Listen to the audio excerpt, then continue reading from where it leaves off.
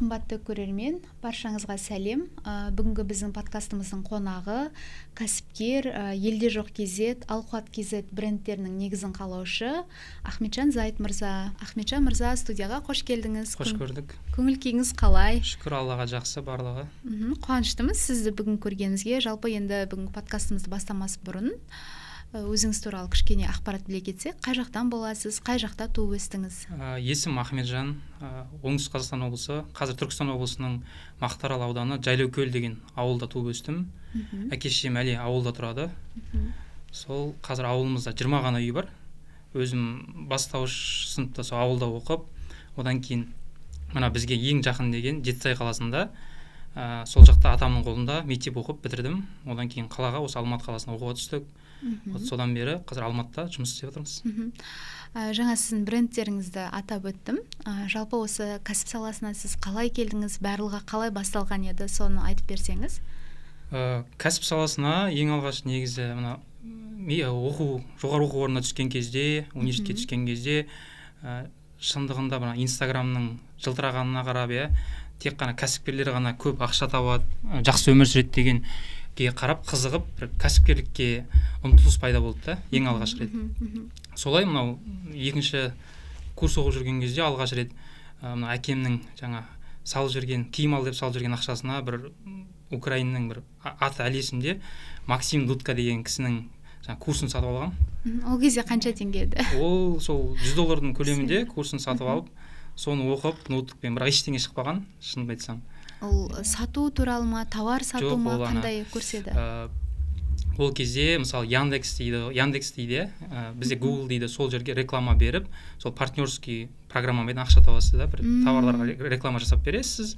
Сол өзіңіздің жаңа процентіңізді алып, сол сатылған товардан солай пайда көрсеңіз болушы еді. Ол кезде тәжірибенің болмауынан, білімнің болмауынан, жалпы бұдан представление болмауының әсерінен нәтиже шықпады. Сосын ары қарап тағы да бір 2-3 айдан кейін басқа қызығушылық шықты. Солай кәсіпке алғаш қадамдар басталып кетті. Бұл кәсіпке келу, бұл сіздің бала кездегі бір арманыңыз ба? Мысалы осындай бір тұлға болсам, кәсіпкер болсам деген, немесе бір қажеттіліктен туындаған дүние ме бұл? Бала кезден негізі мысалы бізде қазір синдром самозванца дейді ғой. Көп естіп жүрген шығарсыздар. Бала кезден сабақ жақсы оқыдым. Жаңа ауылдастарым мақтайды, туысқандарым мақтайды, үйдегілер мақтайды, барлығы мақтап өскен соң барып, бір жетістікке жететінін білдім да нақты. Бір әйтеуір бір жетістікке жетсем деген, ол маман болсам да, кәсіпкер болсам да, немесе бір дәрігер болсам да, оны қатты ол кезде ойлаған жоқпын. Тек қана жаңа универ қабырғасын басқан кезде, жоғары оқу орнына түскен кезде, сол кезде бір ой туындады да. Жаңа Инстаграмға қарап, бір фильтр жоқ ақпаратты фильтр жасай алмаймыз да, критикалық ойлау жоқ. Соның әсерінен мынау екінші курста нақты бір кәсіпкерлікке қарап бұрылып, содан осы күнге дейін қазір 10 шақты саланың басын шалып, әрдеңені бір істеп көріп, әрқайсынан бір опыт алып, тәжірибе алып, солай келе жатырмыз қазір. Түсінікті. Жаңа айттыңыз сіз, жаңа Яндекс компаниясымен бірге партнерлық жұмыстар жасадым деп. Одан кейін тағы қандай кәсіп түрін бастап көрдіңіз? Сол сіздің бұрынғы өткен жаңағы салаларыңызға бір шолу жасап көрсек. Жалпы енді қалай болды бақытыңыз? Алғаш рет барлығы содан басталды негізі. Содан кезінде, ол кезде ВК еді ғой әлі, 2016 жылдары. Сол әлеуметтік желі. Мотивационный нелерге, группаларға жазылып алып, нелер көріп, қарап, сосын Инстаграмда сол кезде қателеспесем Нұрлан Байділда, Чингиз Курмангалиев деген кісілер осы тендер саласын Қазақстанда нарығына алып келіп, қатты инфобизнес жүргізіп жатқан. Соларға қарап, бір айда осынша таптым, 3 айда осынша таптым дегенге қызығып, мен де сол жаңа тендерный биржа деген неден, жаңа академиядан курс сатып алып, алғаш рет осы мемлекеттік сатып алуларға қатысып, өзім тәжірибемді бастадым, жұмыс тәжірибесін. Шынымды айтқанда бір аса қатты ақшалай бір нәтиже көрмесем де, кей кездері минусқа кетсем де ол салада, бірақ жалпы құжатпен жұмыс жасау, бір үлкен жауапкершілікті алу, қол қою, өзім есімде 18 жастамыз ол кезде. 3 адам болып, сол бірге оқыған группаластарым ғой, сол жерде 20 адамдық группадан 3 адам бөлініп, бір 20 метр квадрат офисті жаңағы арендаға алып, ол кісілермен әлі таныспын, Иә. әлі араласамыз. Сол жерде алып өзіміздің бір алғашқы жұмыстарымыз бастағанбыз. Алғаш рет ИП ашып, алғаш рет қолымызға печать ұстап, бір жаңағындай кәсіпкер болып иә, сезініп, кәсіпкер иә, болып өздеріңізді. сезініп, рубашка киіп та, креслода отырып, солай сезімдер болды. Онымен біраз айналыстық. Жалпы көптеген тәжірибе болды, қателіктер болды. Одан кейін бізде жаңағы не болды? Криптовалюта білесіз ғой, иә? Криптовалютаға байланысты, майнингке байланысты сол 2017 жылдар, 2018 жылдар тренд болды. Ол сол тренд болып жатқан кезде соған өттім. Онымен біраз айналыстым. 2 жылдай, 1,5 жылдай.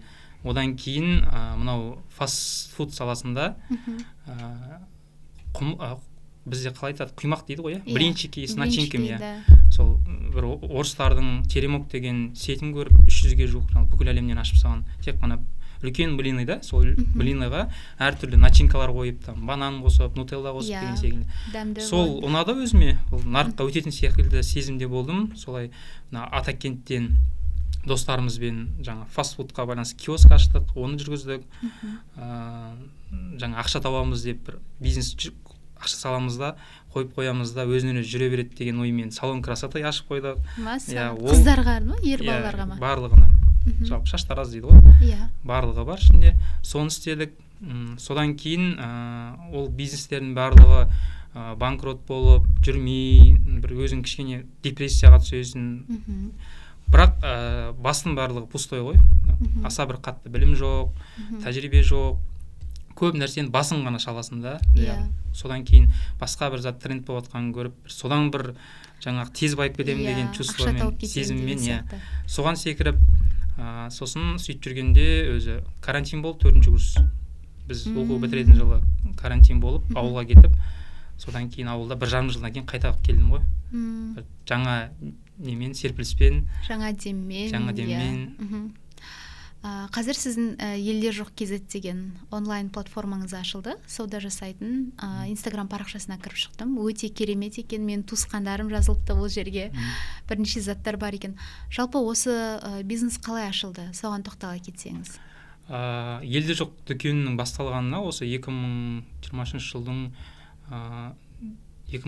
жылдың көктемнің алғашқы күндері болды. Қазір қанша ай болды? 6 ай, 9 ай болды ғой, 9 айдың көлемі болды. Ол негізінен қажеттіліктен туындады шындығында. Біздер әртүрлі салада жұмыс істеп көрген соң, мысалы, кәсіпте тамаққа байланысты болсын, ол мемлекеттік қызметке байланысты болсын, әртүрлі маркетингтік курстар оқып, онлайн курстар оқып, содан кейін бір бізде қалай айтады, орысша насмотренность пайда болды да. Зерттеп көрдіңіздер. Зерттеп көрдім. Нарыққа дәл қазір не қажет, не өтеді, сол хит товарларға байланысты өзім көзім шалды. Осының бір жақсылап, бір қазақша озвучка жасап, бір халыққа түсіндіретін болсаң, халықтың көңілінен шығады деген ой болды. Гипотеза болды былайша айтқан кезде. Оны тексеріп көрдім. Сосын жұмыс басталып кетті. Ол кәсіпті айта кетсем тоже жаңа 150 мың теңгемен бастаған. 150 мың теңгемен бастап, содан өсіп, кейін 50 мың оқырман болды, 100 мың оқырман болды. Одан кейін ешқандай біз реклама жібермейтін болдық. Тек қана қазір Reels форматында ғана видеолар салып, жаңағы жұмысшылардың барлығы онлайн, қолымызда ешқандай товар жоқ. Заказ түскен кезде ғана тек қана. Қай жақтан аласыздар? Өзіміздің оптовиктерден осы. Оптовиктерден аптасына 3 рет барып, 4 рет барып, курьер балалар алып, жинап, соны почтамен деген секілді доставканы жіберіп отырды. То есть формат ол ешқандай оборотты ақшасыз, ешқандай остаток товарсыз, ешқандай там офисің жоқ, ешқандай бір жаңа SMM-ге беретін нақты жалақыдан басқа ешқандай шығындарың жоқ та.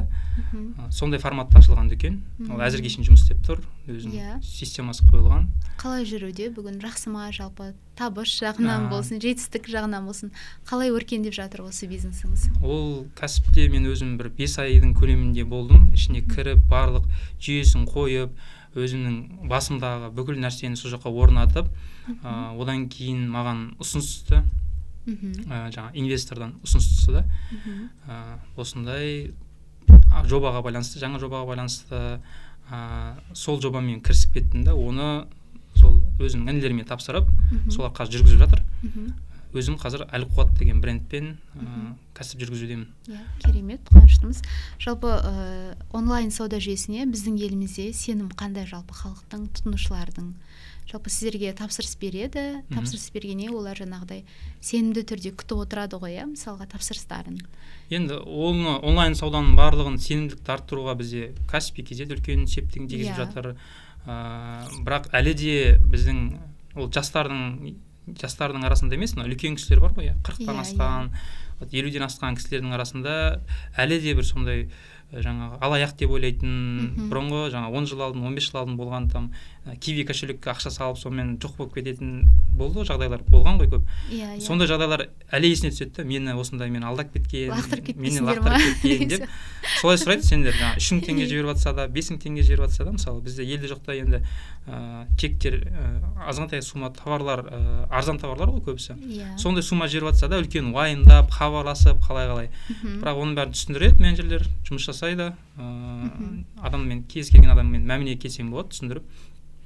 Сенімдік артып жатыр күннен күнге негізінен. Қуаныштымыз, керемет. Жаңа екінші кәсіпті бастадым деп айтып қалдыңыз. Сол кәсіпке қалай келдіңіз, жалпы оның беріп жатқан пайдасы қандай бүгінде халыққа? Жалпы қалай жүргізілуде структурасы, сол жайында айта кетсеңіз. Әлқуат деген брендті мен 2 жыл алдын ашқам. Ол кезде тоже жаңа бат сатқанбыз. Сол батқа байланысты дизайнерге ақшасын беріп, бір логотип істетіп өзімізше қазақша атпен солай істетіп, сол бренд қалды да. Осы жылы менде тамыз айында менің бір танысымның танысы жаңа өзі ұсыныс жасап, жаңа амандасып WhatsApp-пен жазып қой. Менде ақша бар еді, артық ақша бар еді. Сізге салайын деп едім, жаңа саған салайын деп едім. Идея бар ма депті. Ол жігіт мен өзім осы елді жоқты бастаған, бұған дейін Instagram жүргізбеген ғой. Елді жоқты бастаған кезде барлық процессті мен сториске сала бастадым. Көп жаңа оқырман болмаса да, тек қана таныстарым болса да, бір сторисінде 100 адам көрсе де, бірақ бәрін сала бастадым да. Барлық процессті, қандай проблема болып жатыр, оны қалай шештім, ойланғанымды, оны шешкен жолымды барлығын сала бастадым. Соны оқып жүрген бір танысымның танысы, досы өзі жазып, ақша керек емес па, жаңа дүкеніңді ары қарап дамытуға ақша керек емес па, менде артық ақша бар, саған инвестиция жасайын деп едім деп жазды. Сосын ол кезде мен елді жоқты ары қарап дүкен ашу деген ой болған жоқ еді, өйткені керек емес екенін біліп. Сонда осы проект ұсындым, өзім көріп жүрген, зерттеп жүрген, нарықта өтетінін біліп, жаңағы тағы да бір насмотренностьтың дамуымен ше. Содан кейін ұсыныс жасадым, ол кісі ақшасын салды, біз жұмысты бастап кеттік. Қазір 4 айдың көлемі болды. Жақсы, Аллаға шүкір, жақсы нәтижелер көрсетіп жатырмыз. Ол денсаулыққа пайдалы зат, мысалы? Денсаулыққа байланысты, мынау багуа сауна дейді. Үй жағдайындағы жаңағы емдік қасиеттері бар сауна ғой.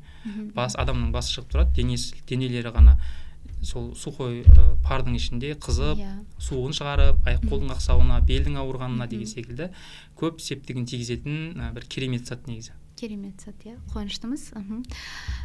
Керемет. Жалпы сіз бұған дейін бірнеше кәсіп түрлерін ашып көрдім деп айттыңыз, жалпы, қазіргі таңда жастардың көбісі кәсіпке барғысы келеді.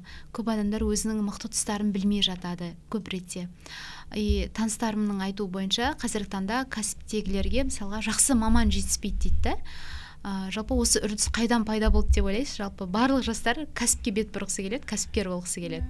Мен де солай келдім ғой негізі кәсіпке.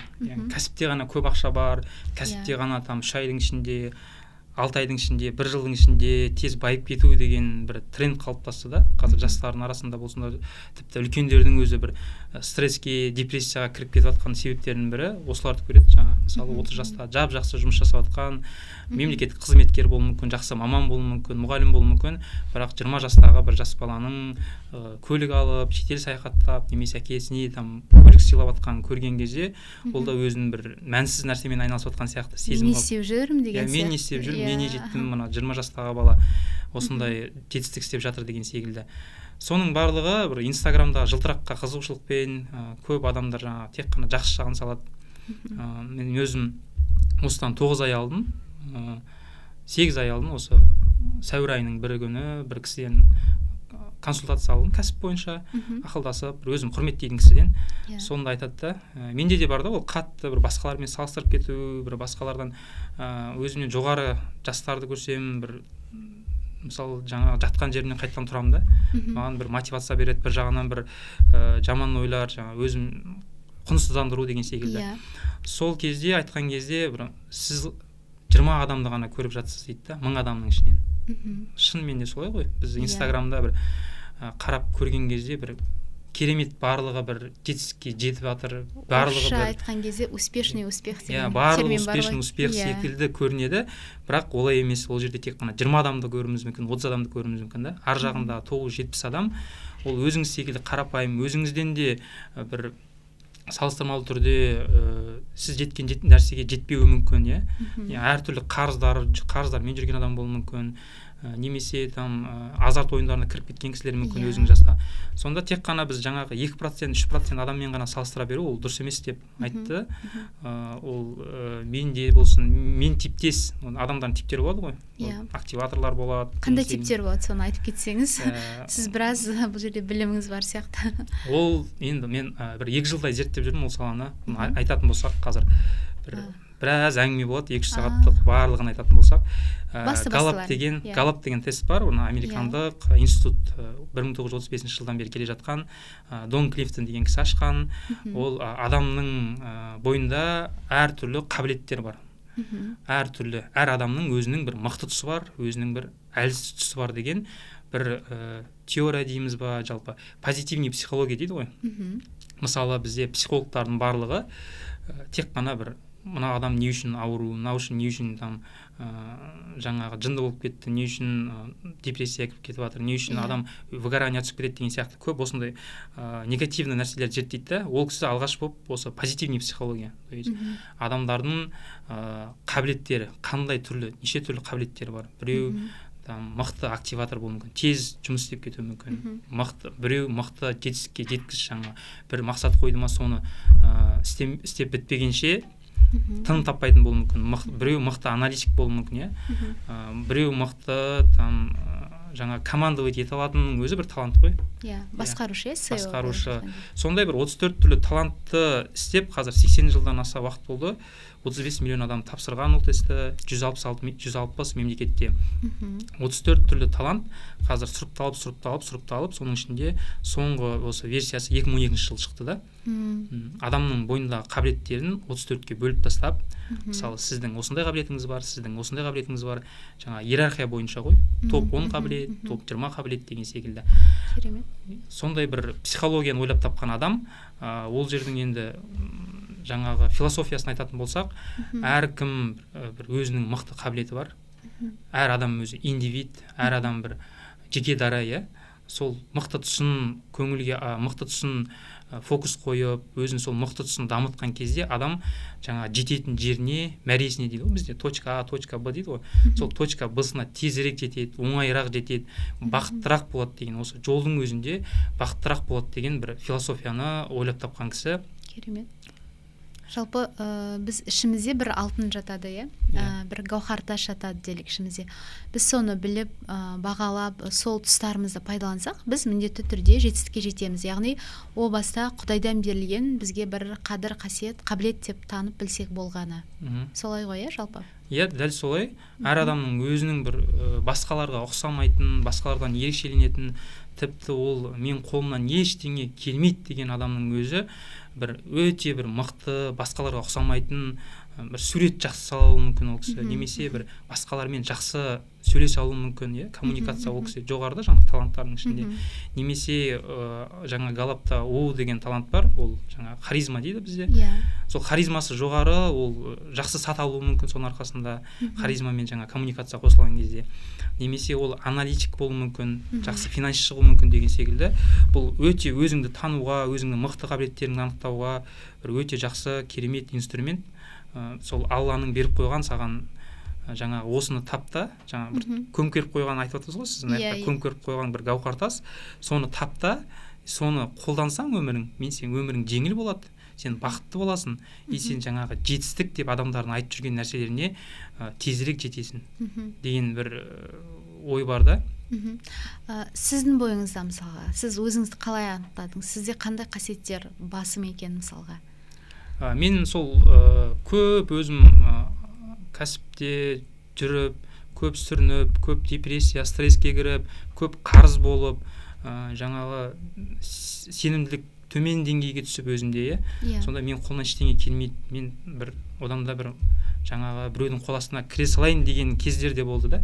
Сондайға түскен кезде әйтеуір бір кісілерден Алланың қалауымен осы Галлап деген тестті қарап, одан бөлек MBTI деген тестті қарап, соны тапсырдым. Содан кейін бір шындығында келгенде өмірім өзгерді. Өзім танығаннан кейін, өзімнің типімді түсінгеннен кейін, мен қандаймын, мен не үшін мысалы осыған дейін тез бір 10 шақты кәсіпті істеп кеттім, өйткені менде жаңа активатор екінші орында тұр топта. Тез қимылдап, бір 3-4 күннің ішінде бастап кетуге менде сондай қабілет бар. Егер активатор төмен адамдар болса, ол адамдар бірдеңені айтып жүру мүмкін, жарты жылдап, бір жылдап, бірақ бастай алмай жүру мүмкін да.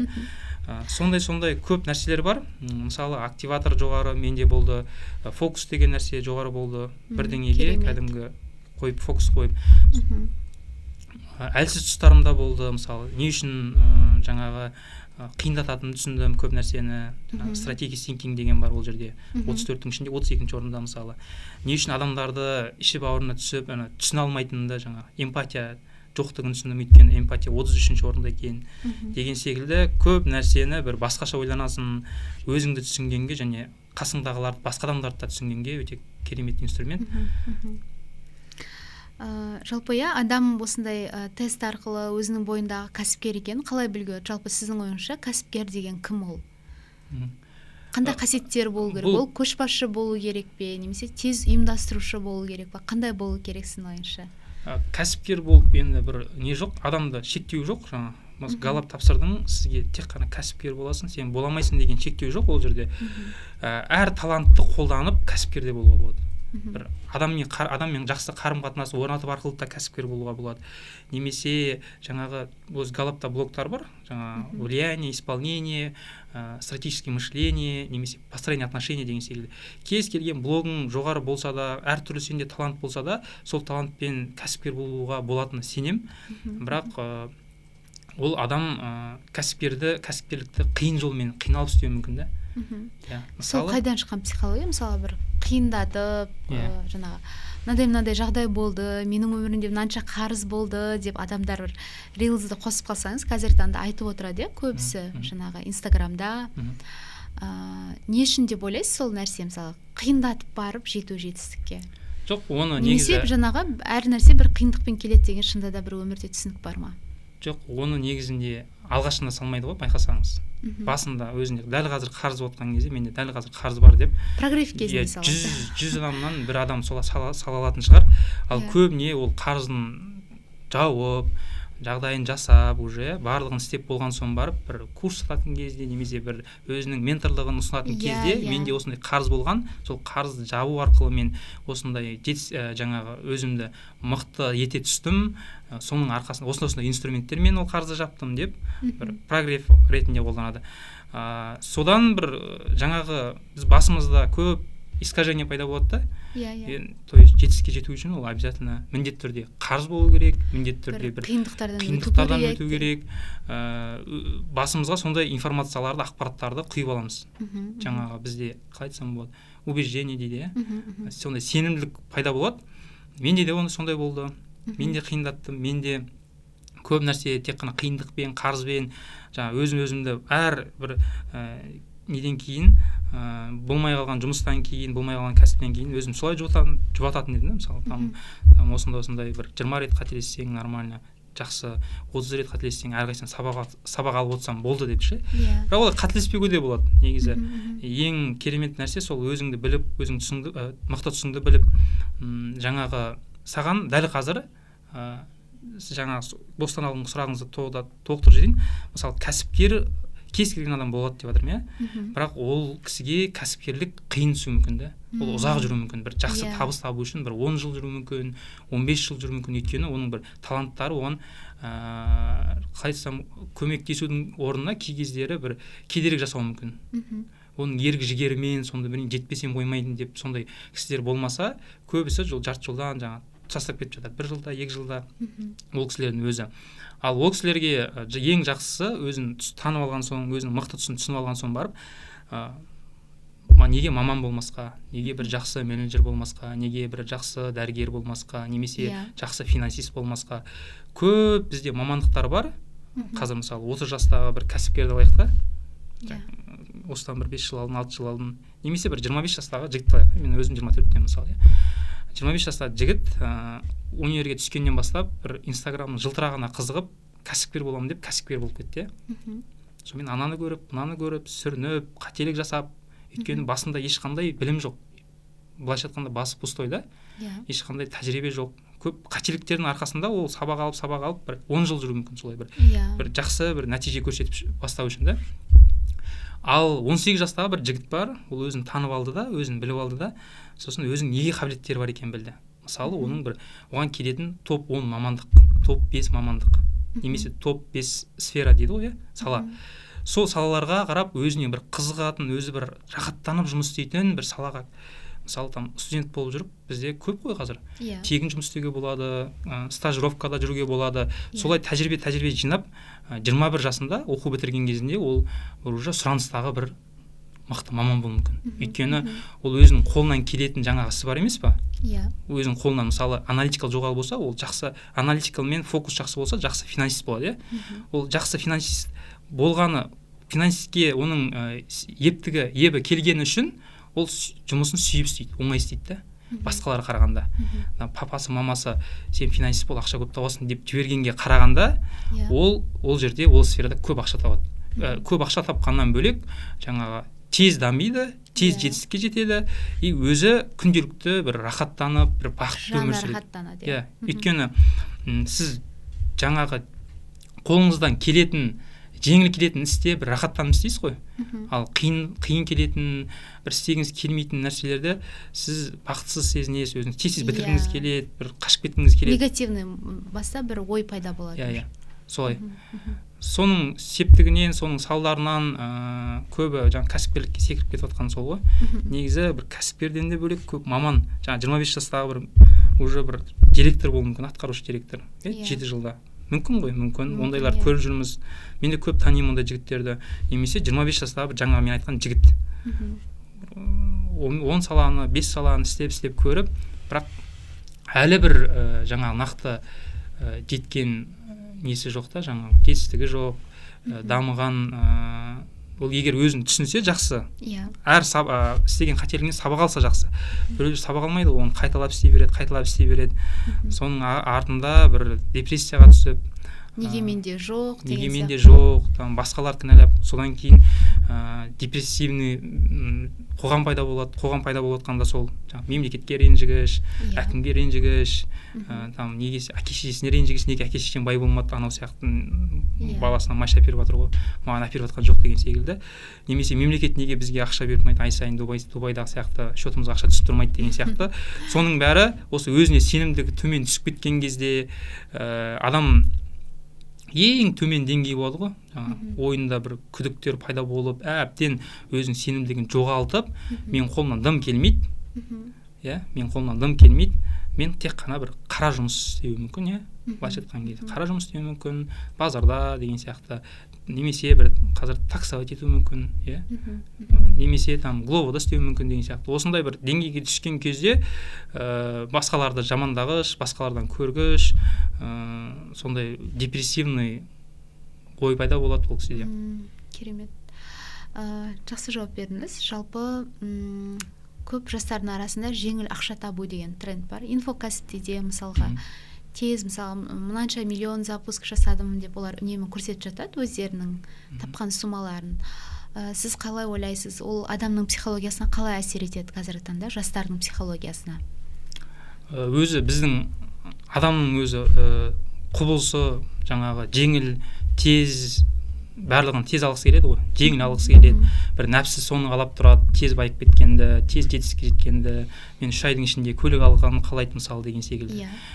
Соны бір пайдаланып адамнан қолға аспайды дейді ғой, сол инфода күннен күнге әртүрлі жаңа прогревтер пайда болып жатыр, мысалы білетін болсаңыз, әртүрлі бір көлік ойнатады, шетелге шығарады, тіпті там қазір үй ойнатып жатыр, квартира ойнатып жатқандар бар. Оның барлығын сол сізде мен секілді үйде отырып 2 сағат жұмсап айына 2 миллион теңге, 5 миллион теңге тапқыңыз келсе, осы курсты оқыңыз, сізде табасыз деген секілді бір керемет адамның жаңа нәпсісі қалап тұратын ұсыныстармен, адамның жанына жағатын нәрселермен адамды тартып сондай көбейіп кетті да. Соның арқасында барлығы бір тез жеткісі келетін бір осындай бір қоғамдық ой қалыптасты. Жетістікке тез жетуге болады екен.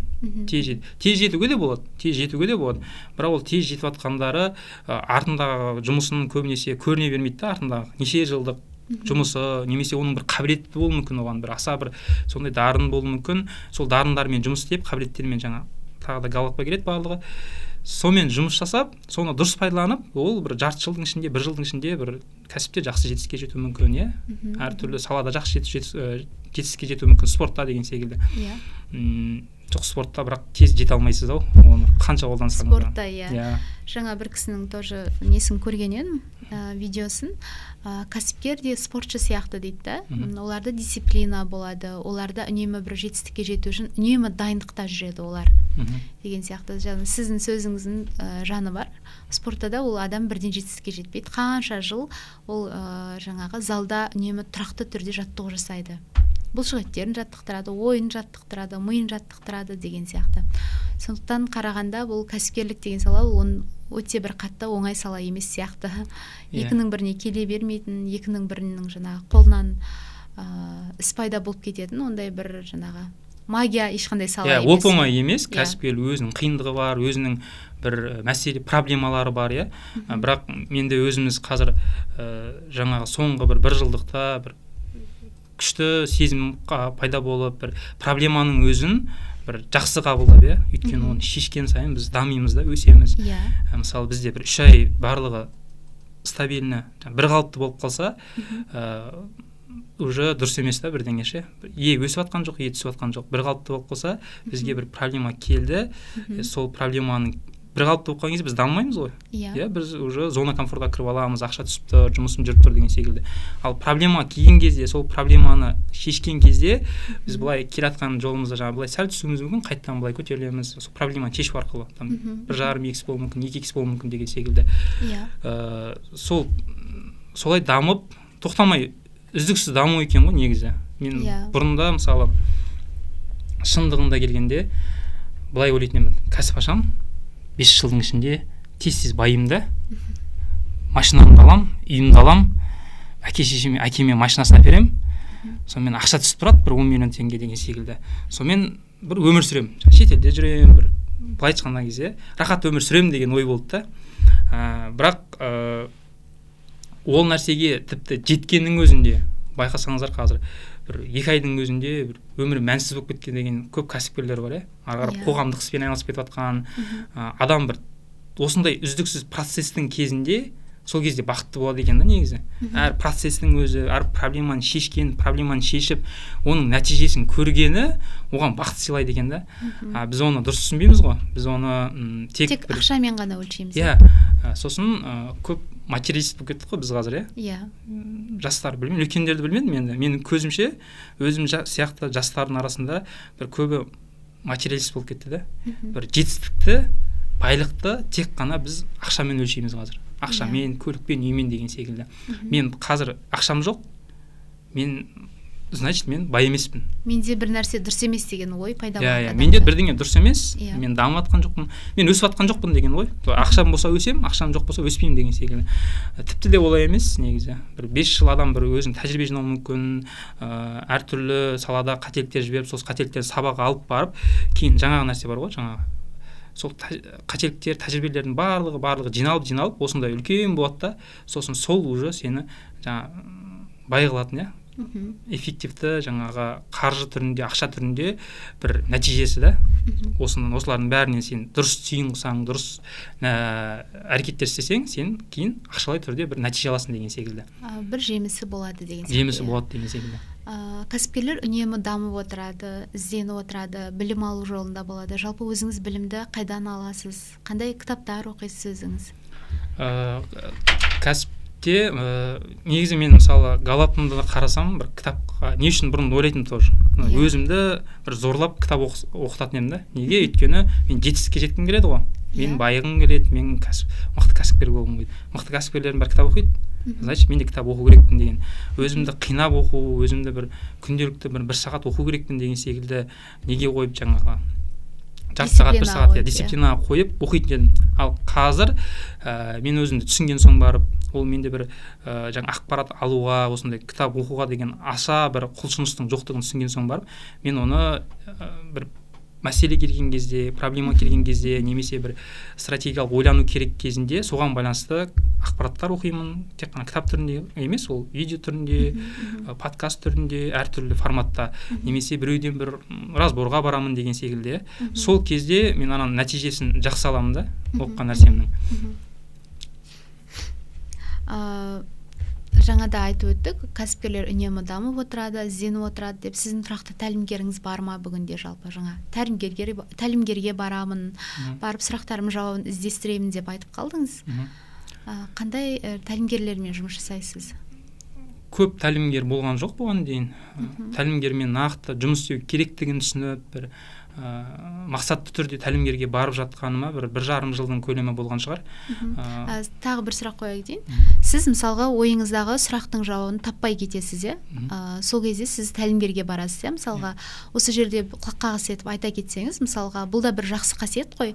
Ұзақ уақыт сол сұрақтың жауабын таппай жүріп қалғанша барып тәлімгермен барып ақылдасқан жөн, білгеннен сұрау керек деген сияқты. Сол жайында айта кетсеңіз. Әрине, қазір жаңа айтып жатқан 1,5 жылдың көлемінде менде бір мәселе пайда болса, менде бір қандай да бір қиындық туындаған кезінде, мен оны шешуге өзім тырысамын барынша. Ізденемін, мысалы YouTube қараймын, кітап, соған байланысты кітап оқимын деген секілді. Достарыммен ақылдасамын деген секілді. Бірақ бір белгілі бір уақытта ол мәселенің, проблеманың шешімін таппаған кезінде мен сол салада бір мықты эксперт, сол салада бір менен бір 10x, 5x нәтиже істеп жүрген, мен қазіргі істеп жатқан нәрселерімнен кезінде өтіп кеткен бір адамға барамын да, ақшасын төлеп, 100.000 болсын, 50.000 болсын, 1 сағаттық әңгіме үшін, осында менде проблема бар, оны қалай шешсем болады, мен осылай істеп көрдім, что-то болмай жатыр деген секілді. Ол кісі енді оны өтіп қойған адам болған соң, өмірлік тәжірибесі көп болған соң, жақсы нәтижелер істеп жүрген адам болған соң, ол оны оңай шешуін айтады негізі, қиындатпай бір оңай жолын айтады да. Сол арқылы менде үнемі бір рост болып жатыр, соңғы кездері жақсы нәтижелер болып жатыр, соның арқасында керек кезде керек адамға бару. Бірақ оның өзі бір дұрыс адамға бару керек қой, сол сфераға байланысты, сол сұрақтың нақты жауабын мына кісі біледі деген кісіге ше. Сол кезде адам тезірек дамиды, тезірек алға жылжиды. Жалпы сіз айттыңыз, бағана мен осы кәсіпкерлік кезде көптеген менде депрессиялық состояниелер болды деп, яғни көңіл күйлер болды деп. Сіз сондай кезде, сондай көңіл күйден сіз қалай шығасыз, қалай алға жылжисыз, қалай өзіңізді жинақтап аласыз жалпы? Депрессия, стресс, выгорание деген қазір бір трендте болып отқан сөз. Сәндегі сөздердің бірі болды деп айтсам болады. Сәндегі сөз, оны сол үшін де сондай нәрселер көбейген соңда психологтар көбейіп кетті қазір, әртүрлі психологтың өзінің түр-түрі болып кетті, 10-20 түрі ма, шатасып кеттік. Мен өзіме нақты көмектескен нәрсе, мен жаңағы нәрсе ғой, мысалы, менде бір significance деген нәрсе бар да, Галлапта тағы да айтатын болсам. Ол қандай нәрсе? Маңыздылық, құндылық. Сосын максимизайзер деген нәрсе бар. Ол бір үнемі дамып отыру, жаңағы былайша айтқан кезде от хорошего к великому дейді ғой. То есть бір точкаға жетесіз, ол точкада қайтадан обнуляция боласыз да, нөл қыласыз да, сөйтесіз бір басқа бір мақсат қоясыз. Соған жеткен кезде қайтадан бір ананы жету керек дейсіз да, енді солай секіріп, осы нәрсе бар болған соң барып, мен қандай бір проблема болса да, 5-6 миллиондық қарыз болса да, кезінде бір 19 жаста үлкен сумма болды ғой, мысалы. Өзім үшін сол кезде бір айлап, жарты айлап депрессияда стрессте жүрген проблема мүлдем шешілмейтін сияқты болып көрінген кездерде де маған қайтадан өзімді жинақтап алуға, қайтадан өз-өзіме келіп алуға көмектесетін нәрсе ол мен жаңағы жетістікке жетуім керек. Мен әке шешем үйдің үлкенімін, әке шешемнің жаңағы үмітін ақтауым керек, бауырларым бар деген секілді. Солай жаңа жатқан жерімнен бір кино көріп, бір Инстаграм шұқылап немесе біреулердің роликтерін қарап жатыру мүмкін телефонда былайынан да. Сол кезде мені сол бір ой қайтадан өз-өзіме келуге көмектесетін еді. Ол сырттан ешкім, сырттан психолог та басқа да емес.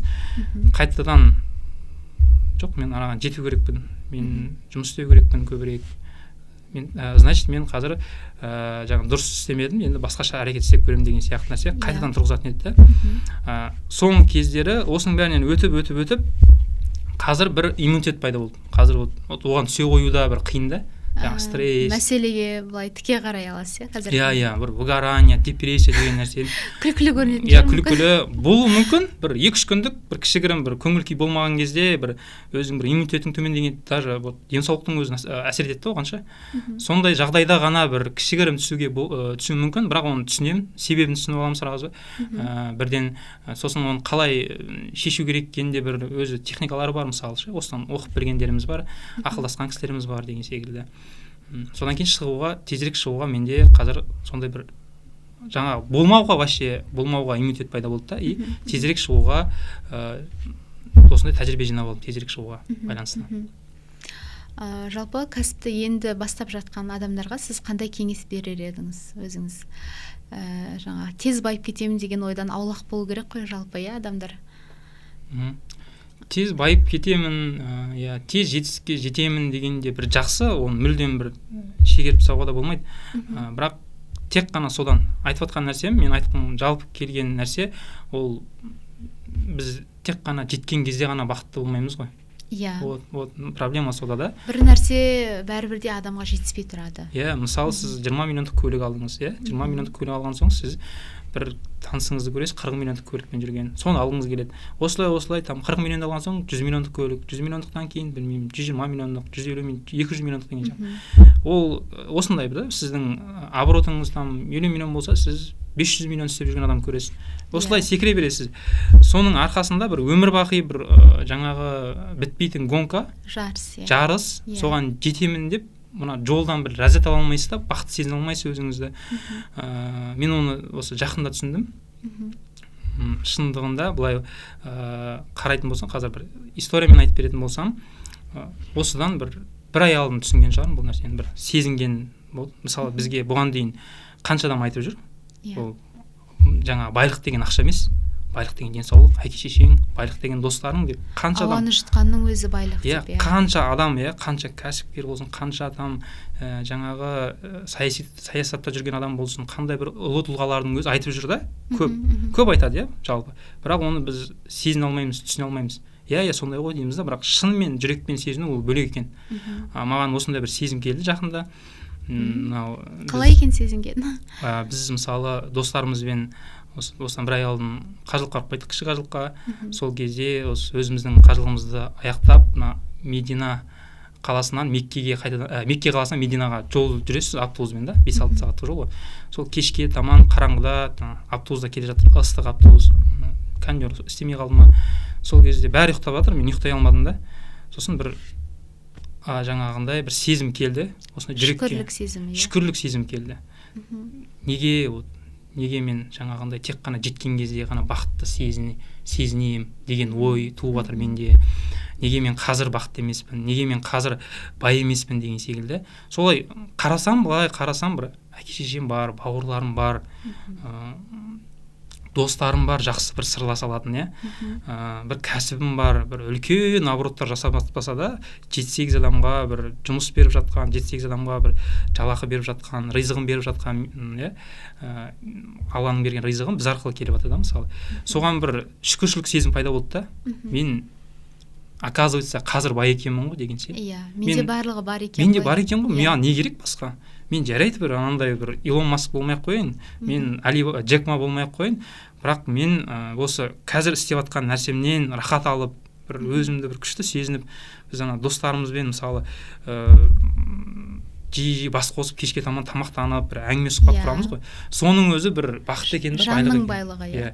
Әкеміздің сөйлесуіміз, телефонмен, видеозвонокпен сөйлесуіміз, мамамызбен сөйлесуіміз, олардың батасын алудың өзі, бір туған бауырымыз, қарындасымыз, әпкеміз болуының өзі бізге негізі бір бақытта, байлықта.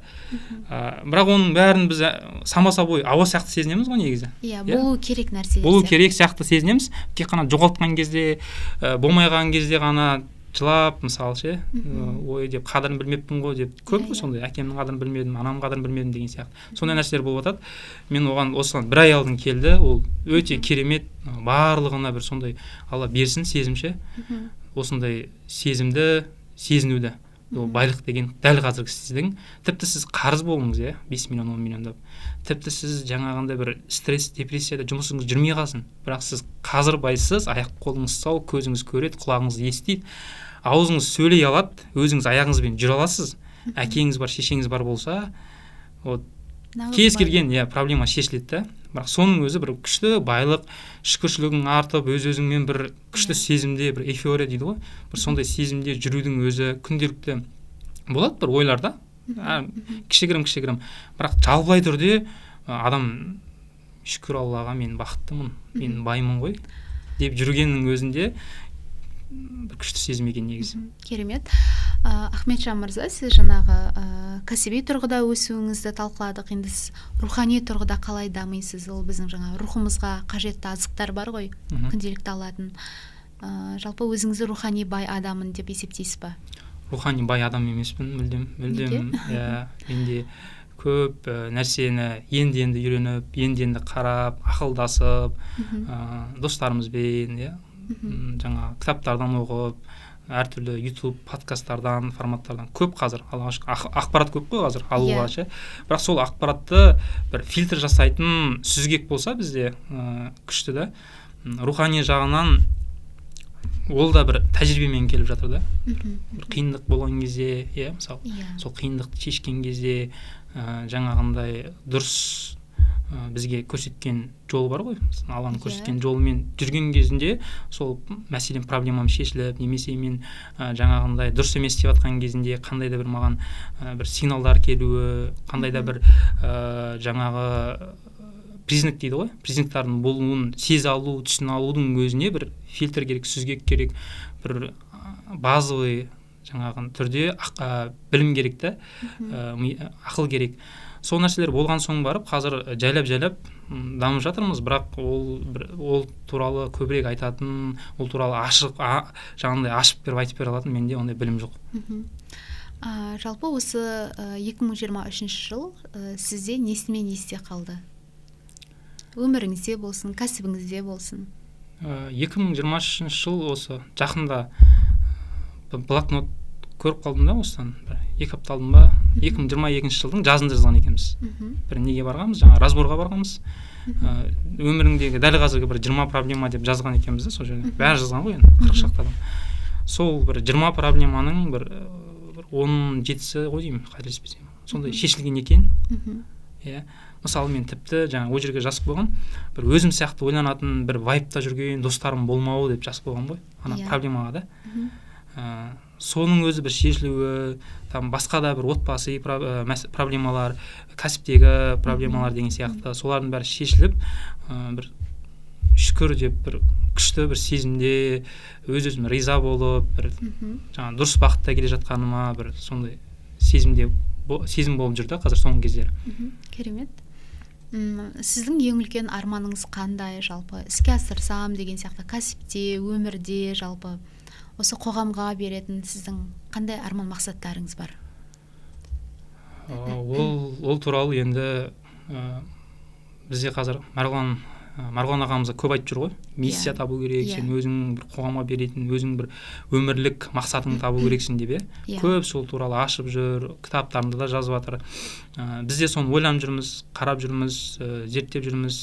Сосын мен соңғы кездері соңғы бір жылдықта түсінген нәрсем, өмірлік бір мақсат, мен адами капиталды Қазақстанда дамытуға бір жұмыс істесем деген ой бар менде.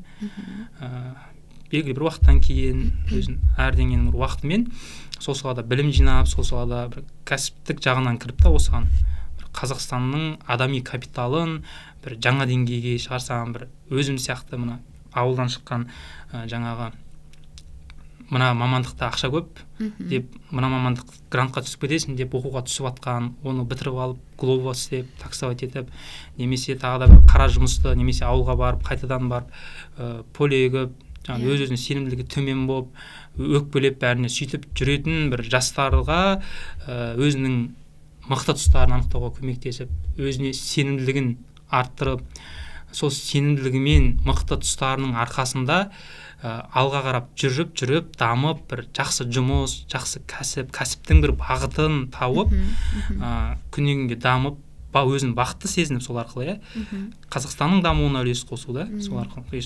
Бізде білеміз, ең қымбат мысалы ресурс не? Мысалы адамның еңбегі, иә, мысалы кез келген мемлекетте біз не айтамыз? Ең қымбат ресурс деп. Мұнай деп айтпаймыз, оны алтын деп айтпаймыз, күміс деп айтпаймыз, біз адами капитал деп айтамыз. Адамы мықты, адамы дамыған, көзі ашық, көкірегі ояу дейді ғой. Сондай бір көп жастар болған кезде, көп сондай адам болған кезде, біз енді мен 40 жастан асқан кісілерге бір әсер ете аламын деп ойламаймын. Оның өзінің бір аудиториясы бар. Мен өзімнен кейінгі, мына 20 жаста, 15 жаста кейінгі жастарға бір сондай бір үлкен мақсат бар. Әсер етсем, осылар бір жаңағы 5 жыл, 10 жыл уақытын үнемдесе, шатқасып, әр өзінің не то жаңа сферада жұмыс істемей, сразу басынан өзінің ерегін біліп алса, сол сферада білім алса, сол сферада жұмыс істесе, сол сферада дамыса, сол арқылы біздің елімізде адами капитал дамыған сайын біздің елімізде тезірек дамитын сияқты да. Шынымен солай ғой, тезірек дамитын сияқты. И менің де бір қосқан үлкен үлесім, бір өзімнің бір жаңағы қазір айта алмаймын, бір миссиям деп, бір ойым өзгеру мүмкін, басқа болуы мүмкін да. Бірақ бір нақты қазір сондай бір ой жүр өзімде, сезім жүр, осыны істесем, істей алсам ғой деген сияқты ше. Керемет. Тілегіңізге жетуге бізде тілеулеспіз. Жалпы бақытты адам, ол бақытты қоғам, және де қоғамның басты байлығы ол әрқашанда адам деп. Бүгінгі осы сұхбатымызды аяқтағым келіп тұр. Келгеніңізге, уақыт бөлгеніңізге, бізге сұхбат бергеніңізге көп рахмет. Алдағы уақытта осындай жетістіктеріңізді айтып, тағы да студиямызға қонақ болып келуіңізді күтеміз. Рахмет сіздерге, көп шақырғандарыңызға. Алғашқы сұхбат ретінде үлкен өзіме тәжірибе болып отыр. Жұмыстарыңызға береке берсін, сәттілік тілеймін. Рахмет, сау болыңыздар.